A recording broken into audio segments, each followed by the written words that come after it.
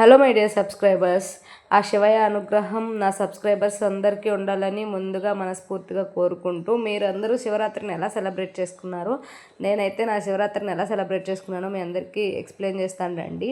ఏంటి అంటే early morning లేచేసి పిల్లలిద్దరిని ready చేసుకొని నేను కూడా రెడీ అయిపోయి శివాలయానికి వెళ్ళిపోయి ఇంకా అక్కడ శివుడికి అభిషేకం చేసేసుకున్నాను. నా చేతులతో నేను వాయులింగానికి అభిషేకం అనంతరం నేనైతే పిల్లలకి ఇంటికి తీసుకొచ్చేసి టిఫిన్ పెట్టేశాను. నేను ఫాస్టింగ్ ఆ రోజు, అలానే జాగారం, అంతకంటే మించి మౌనవ్రతం అనమాట. నేను 8 ఇయర్స్ పాప దగ్గర నుంచి ఉపవాసం జాగారం చేస్తూనే ఉన్నాను, కానీ మౌనవ్రతం అసలు ఎప్పుడు చేయలేదు నా లైఫ్లో. ఎందుకు అంటే నేను ఒక పెద్ద చాటర్ బాక్స్ అనమాట.